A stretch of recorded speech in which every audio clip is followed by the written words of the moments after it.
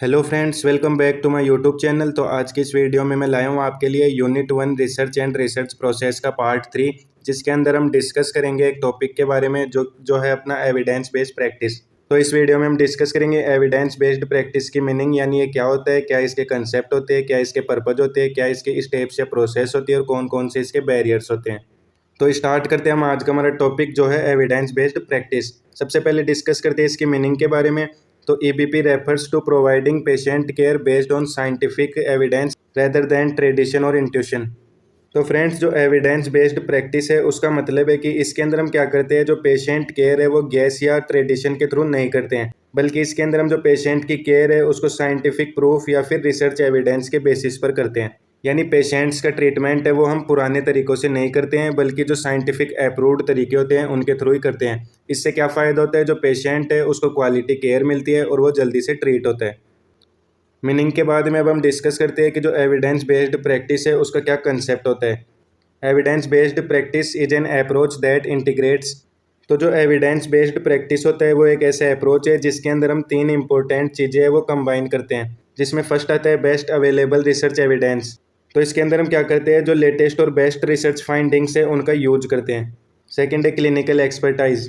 तो clinical expertise का मतलब होता है जो नर्स या डॉक्टर होती हैं उनका भी पेशेंट केयर में उनका एक्सपीरियंस और स्किल्स है वो भी इंपॉर्टेंट होते हैं। यानी अगर जो क्लिनिकल फैकल्टी है हॉस्पिटल में उसको अगर ज़्यादा एक्सपीरियंस होता है तो वो क्या करती है, पेशेंट को अच्छी केयर देते हैं।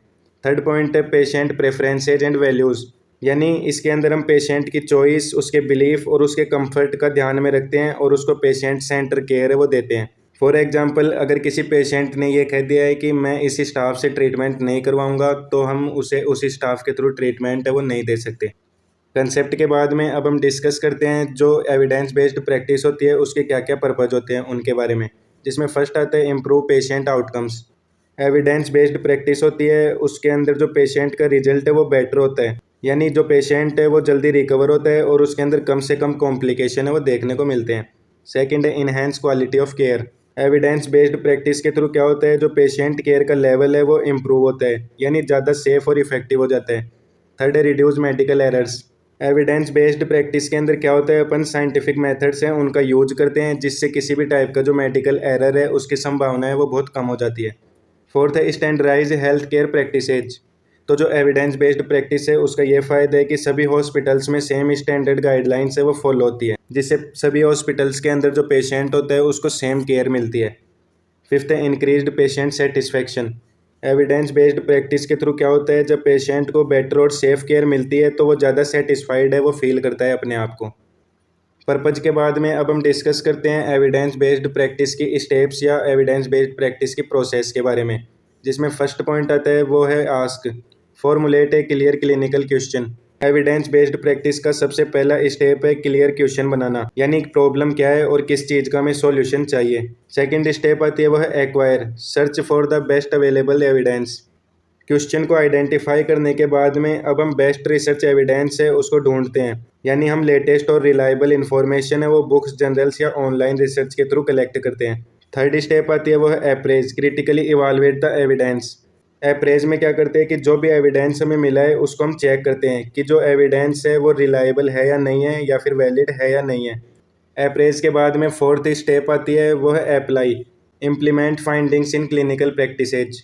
अब रिसर्च के रिजल्ट को हम रियल लाइफ प्रैक्टिस के अंदर यूज करते हैं, यानी पेशेंट केयर में अप्लाई करते हैं। फिफ्थ आता है assess, evaluate outcomes and effectiveness. जो असेस होता है वो हमारी लास्ट स्टेप होती है, तो इसके अंदर हम चेक करते हैं कि जो भी अपन ने एक्सपेरिमेंट किया है उसका रिजल्ट कैसा आया है और कौन सा मेथड है वो इफेक्टिव था। फॉर एग्जाम्पल, अगर हमने नर्सिंग से रिलेटेड कोई भी केयर पर रिसर्च किया है तो लास्ट में हम देखते हैं कि पेशेंट की रिकवरी है वो उससे इम्प्रूव हुई है या नहीं हुई है।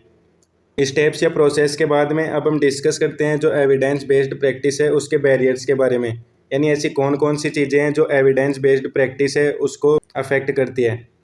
जिसमें फर्स्ट आता है वो है लैक ऑफ टाइम, यानी नर्सेज के पास में क्या होता है कि टाइम कम होता है, इसलिए जो रिसर्च है उसको पढ़ने का टाइम है वो नर्सेज के पास नहीं होता है। सेकेंड है लिमिटेड नॉलेज एंड स्किल्स, यानी हर नर्स को रिसर्च समझने की प्रॉपर ट्रेनिंग या स्किल्स है वो नहीं होती है। थर्ड है इनएडिक्वेट एक्सेस टू रिसोर्सेज। तो इसका मतलब है कि कभी कभी क्या होता है कि बुक्स, जर्नल्स या इंटरनेट के थ्रू भी जो रिसर्च है उसकी फाइंडिंग्स है वो अवेलेबल नहीं होती है। फोर्थ है रेजिस्टेंस टू चेंज, तो जो रेजिस्टेंस टू चेंज है वो एविडेंस बेस्ड प्रैक्टिस का एक बहुत ही बड़ा बैरियर है। इसका मतलब है कि क्या होता है कि कुछ लोग हैं वो पुराने मेथड से उनको नहीं छोड़ते हैं, यानी वो ये कहते हैं कि हम तो हमेशा से ही ऐसे ही कर रहे हैं। फिफ्थ है lack of organizational support. Nurse को हॉस्पिटल या मैनेजमेंट का सपोर्ट अगर नहीं मिलता है तो एविडेंस बेस्ड प्रैक्टिस है उसको इम्प्लीमेंट करना मुश्किल हो जाता है। सिक्स्थ है इनसफिशिएंट ट्रेनिंग। तो एविडेंस बेस्ड प्रैक्टिस है उसको परफॉर्म करने के लिए प्रॉपर ट्रेनिंग और वर्कशॉप्स चाहिए, पर कभी कभी क्या होता है कि प्रॉपर ट्रेनिंग और वर्कशॉप की कमी होती है। तो ये भी एक बहुत बड़ा बैरियर है एविडेंस बेस्ड प्रैक्टिस का। तो फ्रेंड्स, ये था आज का हमारा topic evidence based practice. I hope आप सभी को अच्छे से समझ में आया होगा। तो ये आपके एग्जाम के अंदर 5 मार्क्स का एक क्वेश्चन बन सकता है। तो फ्रेंड्स, इसी टॉपिक के साथ हमारी जो रिसर्च की यूनिट 1 है, रिसर्च एंड रिसर्च प्रोसेस, वो कंप्लीट होती है। नेक्स्ट वीडियो में हम डिस्कस करेंगे सेकेंड यूनिट के बारे में।